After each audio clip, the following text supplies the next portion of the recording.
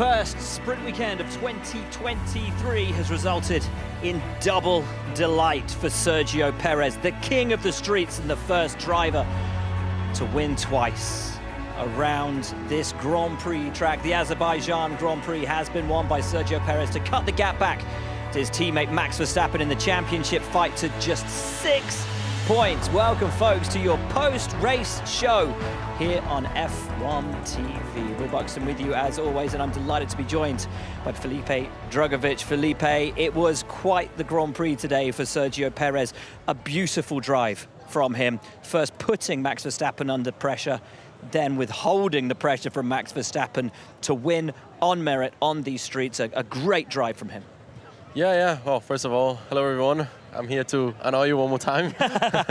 But no, it was a great race to him. We could see, even before the pit stops, he was already, pressuring a little bit Max. Max didn't get so lucky with the safety car boxing just before the safety car, but he was one basically on pace. So yeah, well done to Checo. Yeah, Checo had a great drive today. If you want to get in touch with us about anything that went on, whether it was today or over the course of the weekend, hashtag F1 Live on your social medias, and we will do our best to answer your questions. Now, it was Charles Leclerc who led away from pole, but as we saw in yesterday's sprint, the out-and-out pace of that Red Bull in a straight line is terrifying. At points it looked like I don't want to say an F2 versus an F1 car, but honestly, the straight line differential, once that DRS is open on the Red Bull, is scary.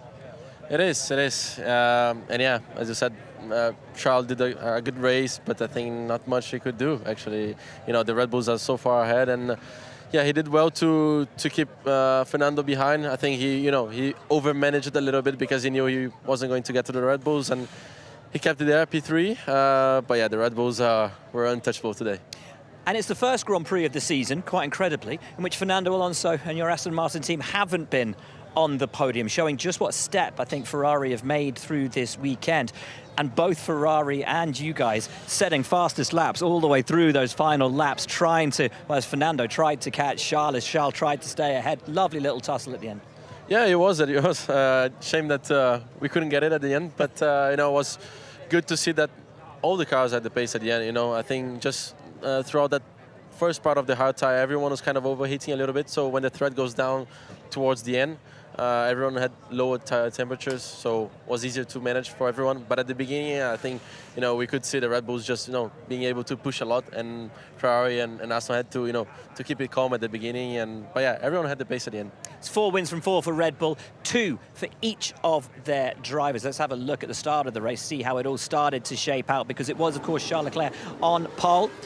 Made a nice start. Max Verstappen turned in towards him, actually, on the grid, and as they came through turn 1, it was as you were for the top 4 drivers coming through here. Much cleaner than in the sprint, Felipe. Yeah, quite clean. Actually, I didn't see any touches there, but, I think it was cleaner than what everyone expected to be here. Yeah, no, absolutely. Much cleaner than yesterday. But great starts from all of those guys. And then the Red Bulls just had such incredible pace. When they opened that DRS, there was no stopping them, no holding them back, no matter what Charles could have done. And in the end, he didn't really fight it.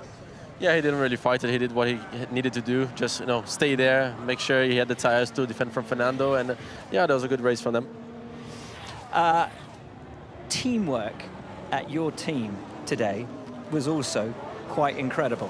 We've heard Fernando on the radio being very complimentary of Lance and also offering tips and advice during the Grand Prix. Today was another case of that, suggesting different setups for Lance to be running during the Grand Prix. How much is this kind of planned before? Does Fernando say, hey, listen, if I found something, I'm going to let you know in the race, or does it just come out organically?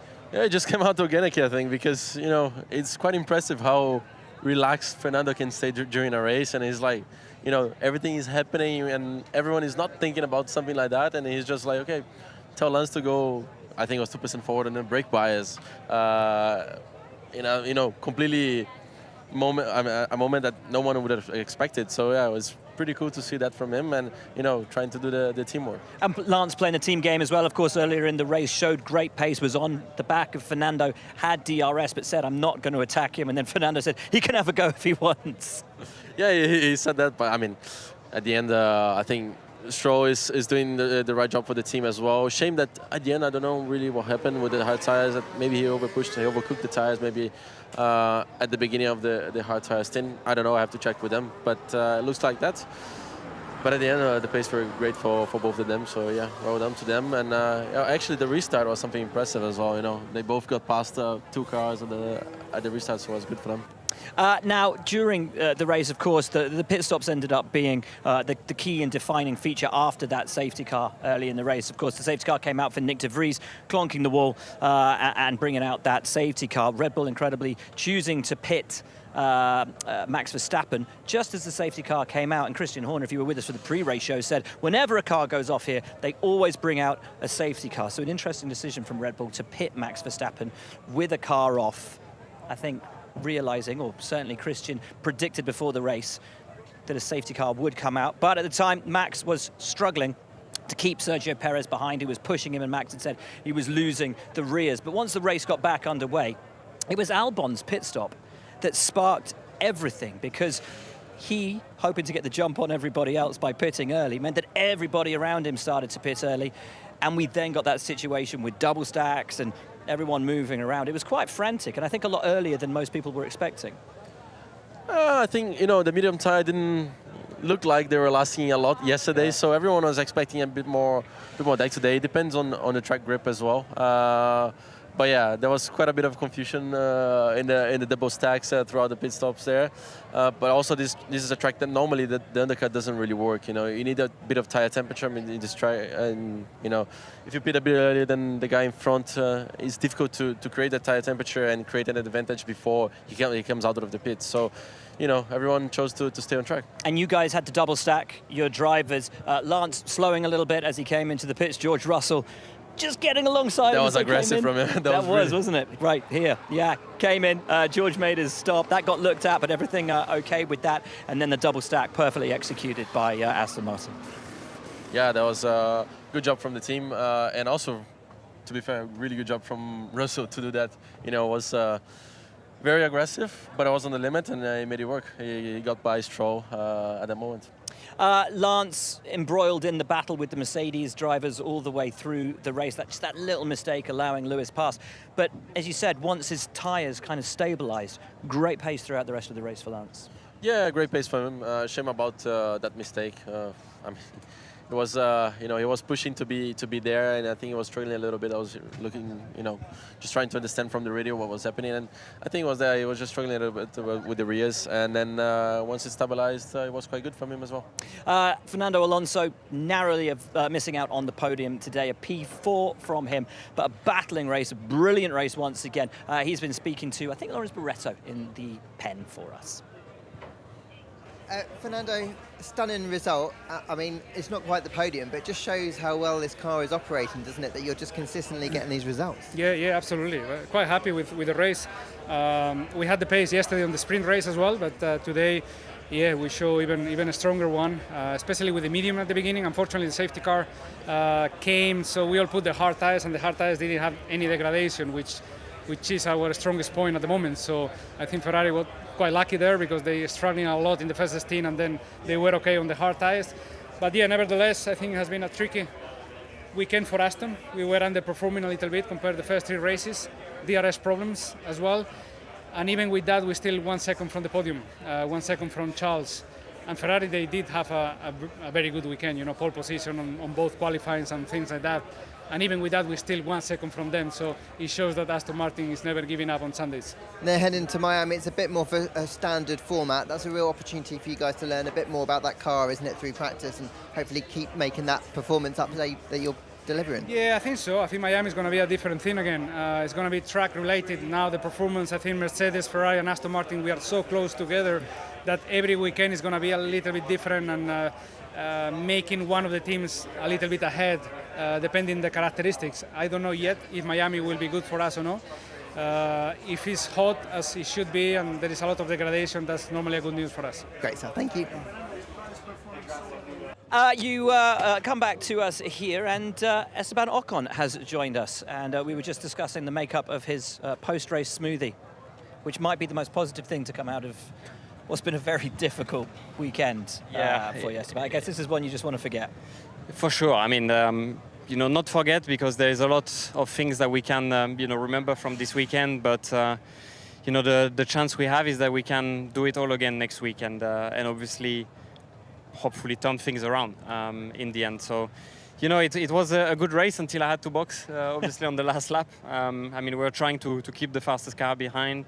The two McLarens, I was fighting all the way, with Nico and that group of cars. So, it was going well until then, but unfortunately, no luck this weekend for us, and not with our strategy. Were you surprised that you were able to keep the tyres going, keep them relatively consistent for the entirety of the Grand Prix?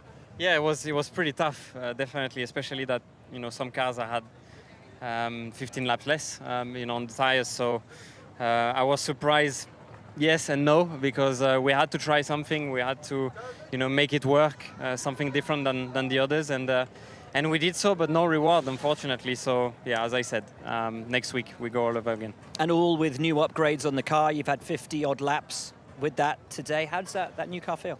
Yeah, it was a very disrupted weekend. So, the updates are doing what we think. They are bringing a performance benefit to the car. But, with how disrupted the weekend was in every session, we couldn't use them properly. So, not a weekend to show the true pace of the car, and hopefully we can come back to where we belong next week.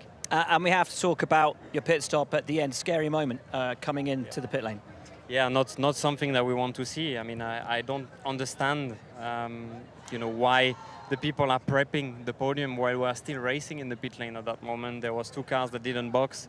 It was a very, very close moment. I'm arriving at 300 kph, braking on the last moment, and I'm seeing barriers and people around at that time. So, as I said, not something we want to see, and definitely something that needs to be changed. Thank you very much. Thank you. Esteban, glad everything worked out. See you in a couple of days. Yeah, we'll see you in a few days, mate. Thanks very much. Lovely to hear from Esteban. So when Esteban came into the pits, obviously the people littered all over the pit lane.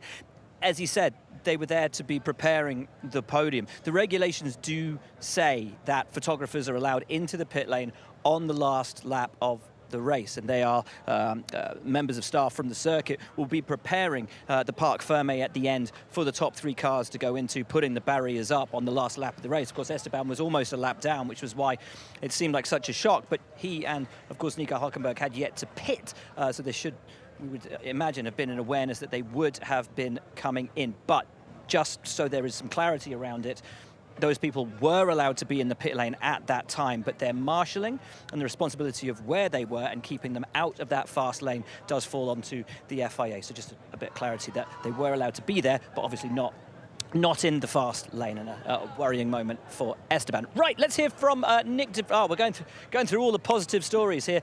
Nick de Vries crashed out of the race early on, bringing out the safety car. Let's hear from him. Hey Nick, sorry to see you out so early in that race. Saw you clip the wall. Just, was it a mistake? Did you get caught by the wind? What happened? Yeah, fully my mistake. Very silly and very unnecessary, and that's on me. Nothing more to add, just disappointed with myself. And it was tough because you started on the hard. We've seen Ocon and Hülkenberg go on the hard as well. There was a lot of opportunity, wasn't there, today, if you could have gone deep with the safety car? Yeah, it is the way it is. Screwed up, and I paid the price. Right. Hard luck. Thank you. Yeah, gutting for Nick de Vries, and you can hear the disappointment in his voice. A tough start to the season for the Formula E and Formula 2 champion, but we know he is made of stern and speedy stuff, and we will expect him to pick that up next time in Miami. Right, back to the studio. Boys, what have you got for us? Yeah, just a quick look at that incident for Nick de Vries. He's obviously caught the inside barrier down in turn 5, broken the steering arm on the left front of his AlphaTauri, and then asked it to do some turning through the mid-corner of turn 6. And, of course, it's not in a position to do so, putting him out of the Grand Prix. But that puts that put the race in a really interesting position on lap 10. You've got the two Red Bulls out front. You've got Nick de Vries, look, there he is, with no front end on the outside of turn 5. And what looked like a really strange decision is actually not that much of a strange decision for Red Bull, who've got their two cars out here at the front of the field, because there's no barrier repair to do. It's not a massive accident that Nick de Vries has had. So yes, we know that there will likely be a stoppage. We know that there will likely be a safety car. But what kind of safety car will it be? What happens if it's a virtual safety car? Verstappen and Perez both carry on down the road, and then it comes out virtual safety car when, for example, Alonso has made it to the pit entry. You then have a situation where everybody but these leading cars is able to put in that pit stop under the safety car. There's the under the virtual safety car, I should say. There is also a chance that by the time those Red Bulls get all the way round again, we could have gone green, bleeding a full virtual safety car pit stop to the rest of the field, which would have seen them plummet down. So I think Red Bull actually here have made the only decision they can possibly make, which is to split the cars. Verstappen obviously heading into the pit lane, as we saw, Perez carrying on round. The loss for Verstappen, obviously bleeding the lead of the race, is here. Corner 1, Corner 2 and Corner 3, all undertaken by the other leading cars at racing speed before the safety car, the proper safety car, eventually comes out, making those drivers drive to the earliest arrival time and, of course, requiring Verstappen to drive to the earliest arrival time when he heads out of the pits, losing him the lead of the race and eventually the race win, Will. Folks, I don't know if you can see this. Come have a look close-up on the top of the desk. Come on. Come on. It's raining. If that come half an hour ago, very different end to the race. Imagine Baku GP with the rain, in the wet.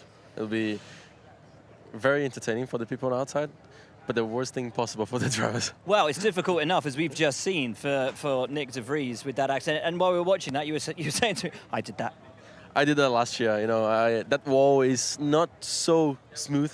The turn it's making to the inside, and there's a little part that sticks out, and it's really easy to clip that. We had also that from Lance. From Lance. Yeah. How strong is the Aston suspension? Yeah, I was quite impressed actually. You know, with my case last year, I know I had a wheel bent like this, and what Nick didn't have the like today. But also, you know, you can see that Aston is really well built. We're going through all the uplifting stories in this part of the show. Alfa Romeo, miserable day for them.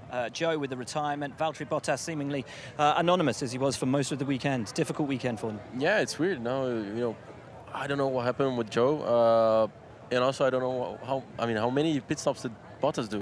Probably, I don't know, 3 or 4. I mean, they were struggling with tyres yesterday. It seemed to be the same again today, but just nowhere. Yeah, nowhere. And they were struggling. No straight line speed. They're struggling with everything, and I think this is probably the worst track for them as well. Nico Hülkenberg at Haas started from the pit lane, as did Esteban Ocon. They were running together for the majority of the race until Hülkenberg's tyres went off and he slumped down the order, eventually finishing in P17. But we can hear from him, and I'm sure it will be another chapter in our happy part of the show where everyone's really overjoyed with their day. Nico, you had your work cut out trying to do a really long stint on the hards. Saw how much it was struggling just to keep the car put in a straight line. What was it like behind the wheel? Yeah, it was hard work, to be honest. I was head down, focused. It was a quali race, to be honest, for me. That was all I had. It was okay for 40 laps or so, but then at the end, unfortunately, the tires started to drop quite rapidly, and the safety car didn't come out. So that was kind of what we needed with the strategy we pursued. But nevertheless, you know, it was still a good learning. Obviously, we elected the pit lane start, changed the setup completely to something more conventional. We came into this weekend with something different, what we thought could work really well here on my car. But after yesterday, I think we learned that it didn't work, and putting the car back to how we know it and how we ran into Melbourne and Jeddah, it was, you know, back to where it should be. So at least we learned something on the positive side, and on to Miami. I think we should be more competitive there again. As you're trying to find those gains, I like you. He's nodding. Like, good. acknowledging. Thank you. Thanks, Shane. Nico, as you're trying to find those gains. Nice to know that someone's listening, you know. Well, hopefully you think I'm listening too. As you try to look for those gains, is it worth taking those risks kind of coming into a weekend just to try something different in what's quite a tightly packed field? Well, it wasn't really a risk in our review. It was something different, but it was something that was tried in the simulator. But in reality, it just didn't work quite the same way. So a bit of a surprise. I think we need to pick through it and analyze, understand. But yeah, it is what it is. I feel even with a normal car, I think look where Kevin is. We were, I think, not points worthy really. Maybe close to it, but I think it was missing just a little bit on this kind of medium downforce circuit. So not our strongest weekend track so far this year. Great stuff. Thank you. So frustrating day for Haas and Hulkenberg, running through the top 20. De Vries, DNF, P20, P19, Zhou Guanyu, DNF as well. Then Bottas, P18, Hulkenberg, 17th, Logan Sargent, 16th in the Williams. Esteban Ocon, who came on the show, stopped on the very last lap, P15. Then Gasly, 14th, doing wonders for my fantasy team, as I doubled him up and he started at the back and made up a few places. So thank you, Pierre. Kevin Magnussen, P13, Alex Albon, P12, and Oscar Piastri in 11th. Those guys all out of the points. Then Yuki Tsunoda in 10th for AlphaTauri. And before we came on air, we were talking a little bit about Yuki Tsunoda, because that's 2 races in a row now for Yuki in the points, in a car which, on balance, and this is my opinion, doesn't look the strongest in the field by any stretch of the imagination. I think it's tough to know where Alfa Romeo is, but AlphaTauri have not looked strong this year. So to have 2 points finishes in a row, personally, I think it's a great job from Yuki. Yeah, it's a great job, especially, having the problems he has had before. So not much running this weekend, which is really bad if you're in a street circuit. You need all the running that you can have. So yeah, good job from him. Clean race from him today, and he could overtake some guys, and yeah, it was good from him. Yeah, difficult weekend for Nick De Vries, but Yuki Tsunoda really stepping up as the de facto team leader down there at AlphaTauri. 2 points finishes in a row now for him. P9, Lando Norris. McLaren had an upgrade package on their car this weekend. Seemed to work. Oscar was under the weather all weekend, ill the whole way through. I think quite a mighty performance to finish 11th today, but Lando showing those upgrades have certainly given them a little bit of pace.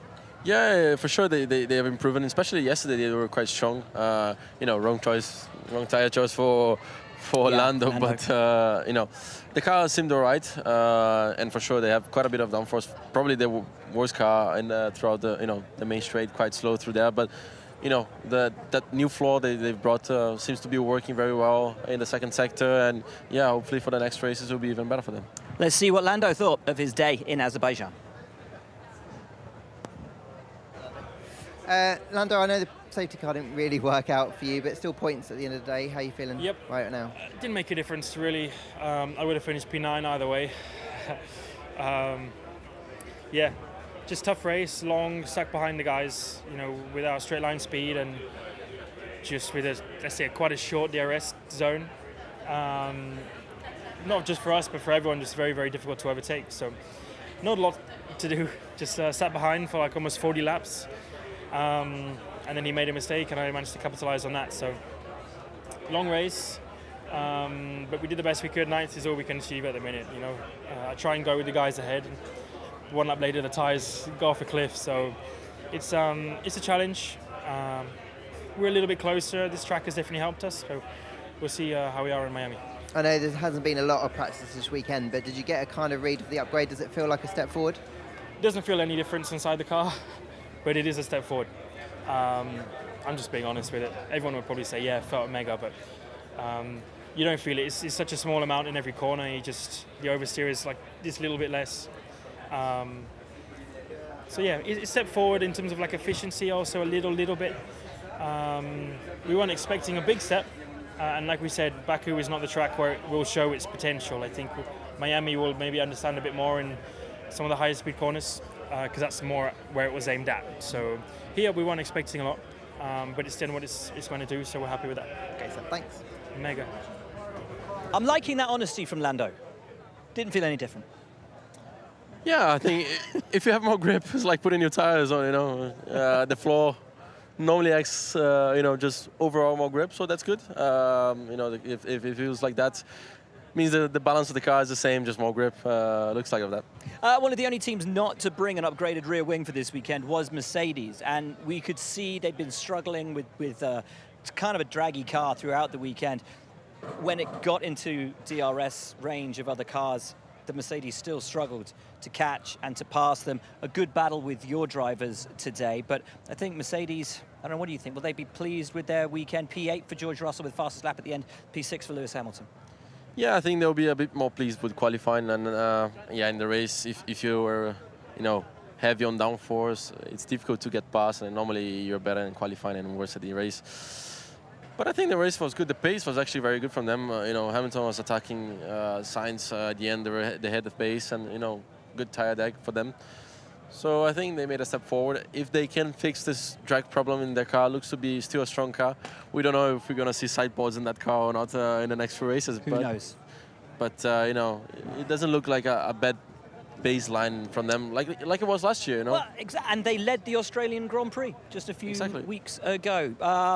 An interesting race for them. Lots of action for them, certainly. George Russell with that fastest lap right at the end. P8 for him, P6 for Lewis Hamilton. Let's hear from the 7-time Formula One world champion.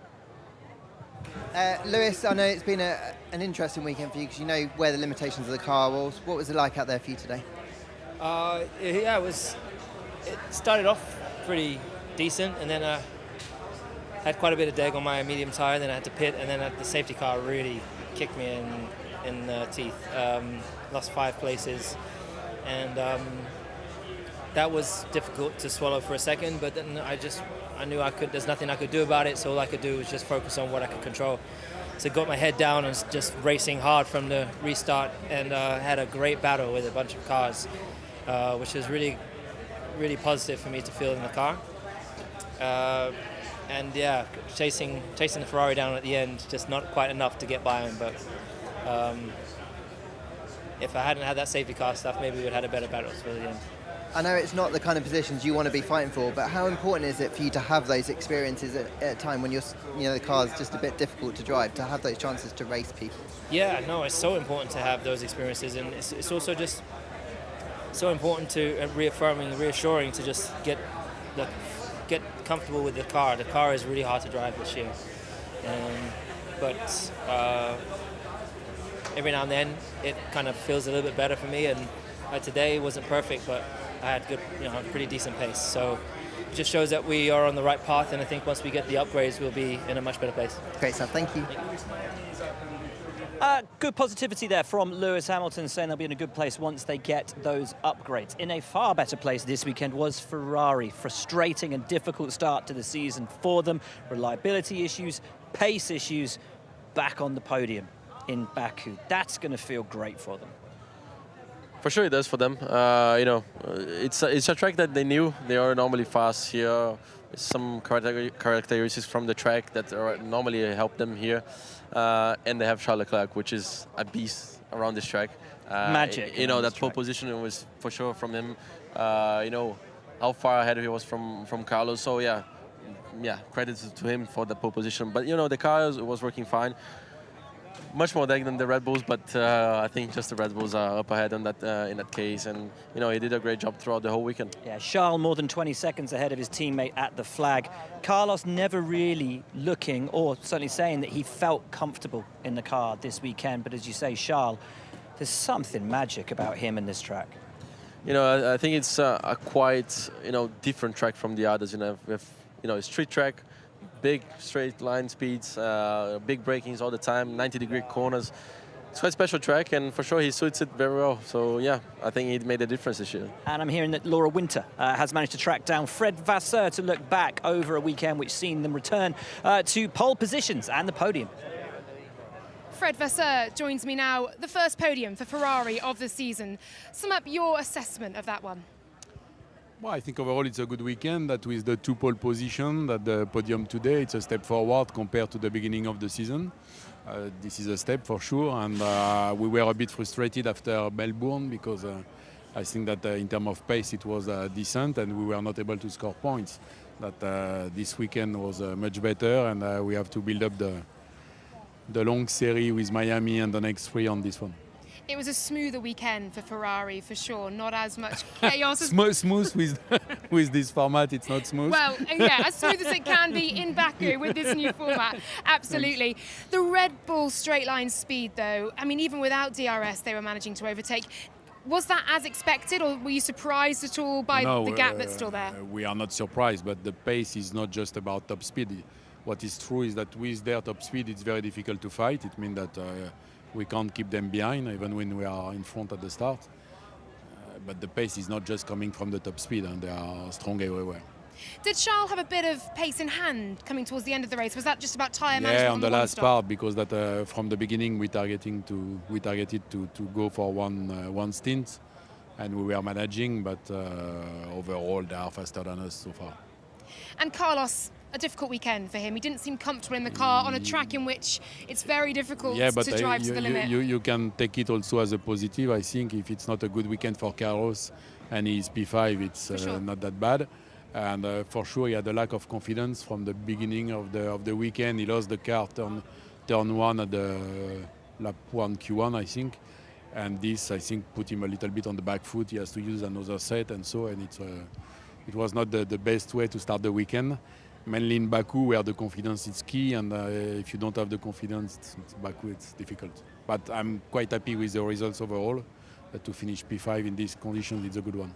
And overall, taking the positives from this one. Miami up next. What are your thoughts? A calmer format, perhaps not a calm weekend, though. Miami can be a calm weekend also. Yeah, it's hectic in different ways, Miami. Put it that way. That it's Miami was tough last year. That it was the first time in Miami, but the track is not an easy one, and it will be a challenge for everybody. But thank you very much, Fred. Thank you. Well done today. Cheers. Fred Vasseur always seems to be in a good mood. Even on the difficult days for Ferrari, he's always got a smile and a laugh. Today was not a difficult day for Ferrari. It was a much better day for Ferrari. He's still getting comfortable at that team, but I don't know, for me it feels refreshing at Ferrari to have a team principal who is so kind of light and can look through everything and laugh through everything and then be making the decisions behind the scenes to put his team where he wants to. Within the paddock, is there a feeling there's a difference at Ferrari this year, maybe a calmness? Well, I'm not very into that. I'm wearing green against not wearing red, but at least from the same perspective of everyone is seeing, with Fred there, it looks like he's much more relaxed. They've got the whole Italy, the pressure. The pressure is ginormous on the team. They want someone to represent there for Italy, and I completely understand that, to be fair. But to have someone calm and to look after the team, and obviously it's a long-term process, to be better and to make the team more comfortable. And I think he's doing a job. Yep. Good answer. Sorry, I nearly threw you under the bus with that one, didn't I? Sorry, mate. Right, let's hear from their drivers. That'll be better. Carlos and Charles. Hey, Carlos, you went into that race thinking about damage limitations. Is that kind of what it was in the end? Yeah, it was like that. I had to focus in just controlling Lewis, making it to the finish line in P5 without any mistakes, because today there was just no confidence to push on the car, to get close to the walls. When you feel the car very loose around Baku, it's just what it is, no? But we will now focus on what happened. We will finally have a bit of time to settle down and analyze what could have been, and I'm sure in Miami we will be back on form. It does kind of feel like, regardless of the result and your struggles, that the car and the team have made a step forward here. Could you still kind of find that in the weeds of your struggles? I think with the struck performance out of the car, but if you look in detail at our race pace compared to the Aston and the Red Bull, they still have relatively much better race pace than qualifying pace, and compared to us. And this is very high up on our list of things that we want to understand why and keep improving, because definitely the points are on Sunday, and that's where you want to be quicker. Great stuff. Thank you.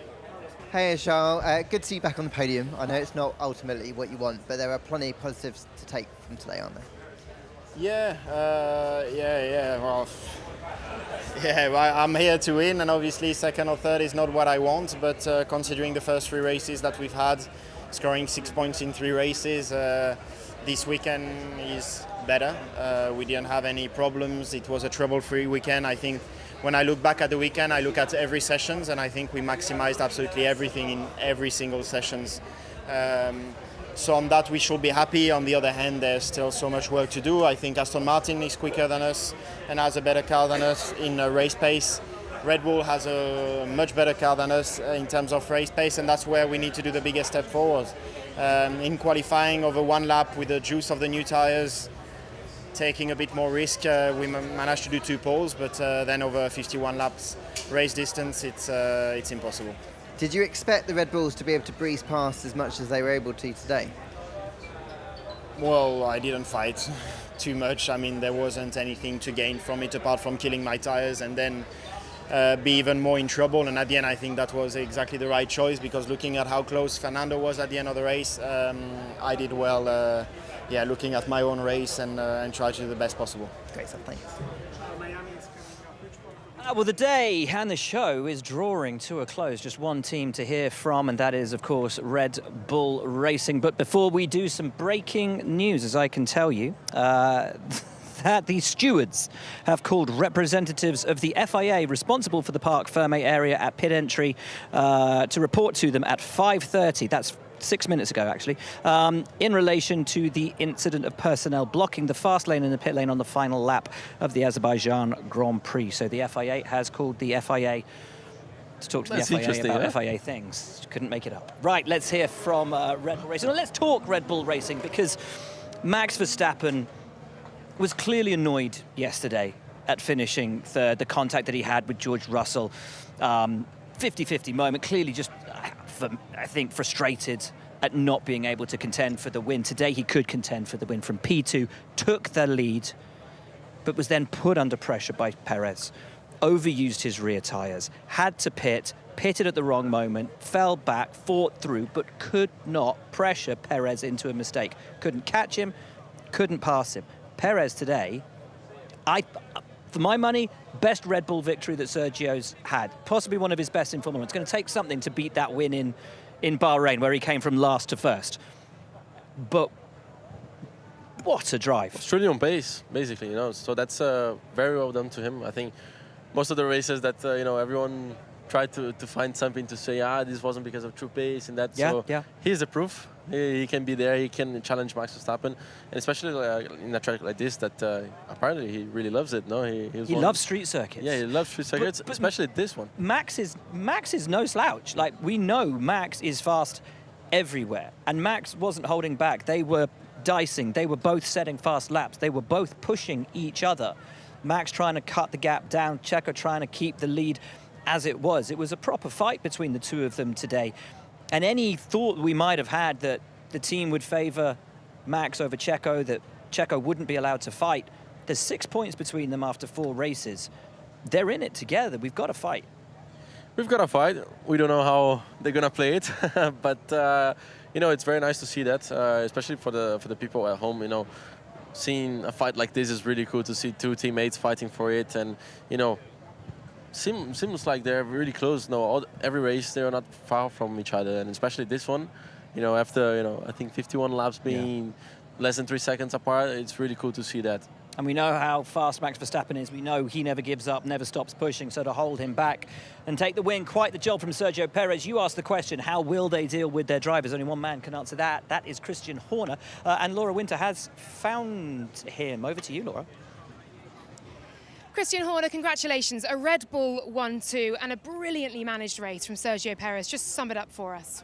Yeah, I mean, he's been incredible all weekend. The victory yesterday, and then he got a little lucky with the timing of the safety car, but then he had to make it work, and he pulled a gap out and controlled the race and had great pace this weekend. So deserving victory for him. Max, bringing the car home in second, pushing as hard as he could. So our 25th 1-2 finish. It is indeed. In the pre-race show, you said to us, on this track, it's seemingly pretty clear when they're going to bring out a safety car, yet you still pitted Max Verstappen at that time. Just talk us through what happened there, the decisions that were made. Of course, with 2020 hindsight, it's so easy to say, yeah, we should have. But at the time, you know, what we saw of the incident with the AlphaTauri was that it hadn't hit a barrier. He just stopped, and it looked like he was going to reverse and continue. And then you're at risk of the undercut and whatever. It's always being hard being the first car on the road. And we got unlucky. If we'd have left it one more lap, they'd have kept track position. But and then we don't know how that would have played out. But these things over a course of a season, they tend to even themselves out. Hindsight is 2020, you are right there. Both drivers were pushing to the absolute limit, both brushing the walls at various points during that. It must have been one in which you were holding your breath at times, perhaps biting your nails with how much they were pushing, how much they were fighting each other as well. Yes, I mean, they were pushing each other incredibly hard. And we allowed them to race, and that's what we said before the race, that as long as they keep it clean, then they were free to race. Just 6 points now is the gap in the championship. Is it gloves off? Like you just said, they're now allowed to race? Yeah, I mean, it's far too early in the season to be looking too closely at the championships, other than how are we doing to the teams behind us. And it's a matter of, that was our 4th victory of the year. We won the sprint race as well. So we just need to keep that momentum, rolling on. Well, luckily for all of us, we've got a race next weekend, and it's a calmer format. Miami is up next. What are your thoughts? I don't think it's going to be calm there. I think Miami is going to be manic. Manic in different ways, perhaps. in different ways, but a normal format. But it's going to be hot. It's going to be humid. Maybe some rain, and now it's starting to rain here. So you never know. Brilliant. Thank you very much. Congratulations, Christian. A 1-2 for Red Bull. It is indeed. Rain starting to fall again. My thanks to Laura Winter with the awesome and mildly sassy questions. Fantastic. Straight in. Punchy. Never changed, Laura Winter. So, Christian has said they're free to race. They're not looking at the championship other than their position to the other teams. The drivers can go out, have a bit of fun. That is great news for us as fans of this sport. It's great. It's great. It's too early to say anything, to choose someone to help or whatever that people might think they're doing. So it's good to see that. We've seen today, no team orders, no anything, just go and push to the line. So yeah, it's really good to see that from them. That's what you want. Yeah, I think every driver wants that. Only if you're probably 100 points ahead, you don't want to fight with our teammates. But in this case, they both want to fight, and that's great to see the team allowing them to fight. Great stuff. Let's hear from the 2 Red Bull Racing drivers. Max Verstappen came home second. Your race winner, though, Sergio Perez. We'll hear from them both. Safety car just didn't work out for you today, did it? Yeah, a little bit unlucky there, I think. But I think after that, of course, I tried to push. I tried to get back into the DRS, and I was close, but I just couldn't get in. And when you stay a few laps like that, I think tires get a bit too warm. I was really trying to get in, so that doesn't help for the tires. And then after that, I mean, I slowly dropped back a bit, and I was actually not entirely happy with how. I had the balance of the car. So I was trying a lot of things on the wheel, on the steering wheel, to try and find a better compromise, to feel a bit more comfortable under braking into the corners. And it took a few laps to figure out, with a few wall taps here and there. Luckily, no punctures, but I think the last 10 laps were quite good again. I felt a lot more comfortable with the balance of the car. So I think overall the weekend was a good lesson. And great team result as well. It looks like we're getting a good battle between you two as well. Yeah, we pushed each other. I think both of us, after the race, we were showing the wheels that we all tapped the wall here and there. So we were definitely pushing. Great stuff. Thank you. Hey, Checo, congratulations. Saw how much it meant to you as you got out of the car. What does it mean in words? It means a lot. It's been a weekend where the pressure has been on, where we had to deliver. All the team, and we've done a tremendous job. So I'm really happy with it, really proud of my team, and an excellent result for the championship. I can only think back of the problems we had in Melbourne. I think without those, we should be leading the championship. But for now, I cannot think back. I can only think forwards, and I'm only thinking now on Miami. After a difficult weekend like that in Australia, how important is it to get a result like this? And are you very much in the championship fight? Yes, I am. I've been saying for a while, but I think the best way to speak is on track. Great stuff, thank you. Love that. The best way to speak is on track. Sergio did his talking today, didn't he? A beautiful drive, 6 points off the championship lead. Is this the best version of Sergio Perez we've seen? It is, you know. He said great things there, but, you know, the best things are said on track. So it's good to see that he's pushing, he's fighting, he's not afraid of, you know, anything. And especially on a track like this, you know, he was pushing to try fastest lap in the last lap, which is really good. It's a sign of good confidence from them. And yeah, it's great to see him in that shape.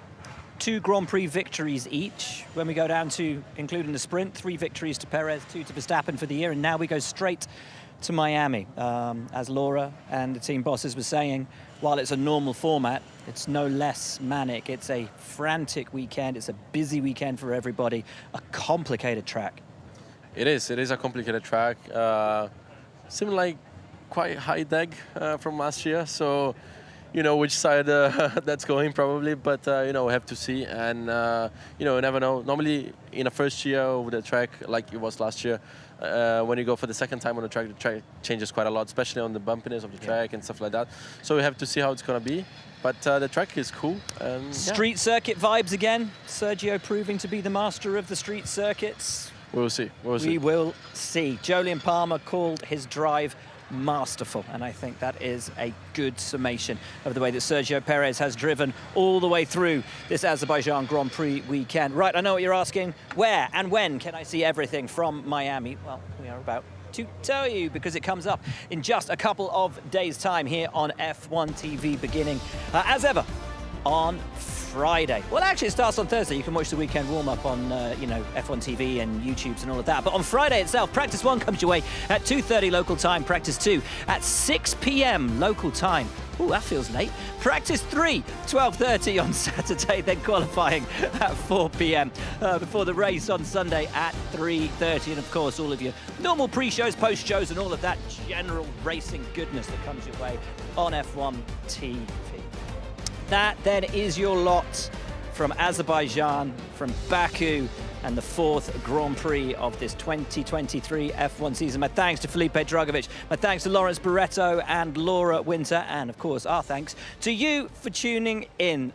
Enjoy these next couple of days off, but please do join us in Miami for race 5 of the 2023 F1 season. It is getting tight at the top between Red Bull's drivers on Red Bull's year. See you in Miami, folks. We in Miami, the best city in the world, and the whole world is here. It's lights out, away we go. It's wheel to wheel. Sainz has just lost out to Verstappen. He's got DRS. He's pulling alongside, and at the first opportunity, takes the lead. Max Verstappen wins in Miami. Yes! Oh, what a race.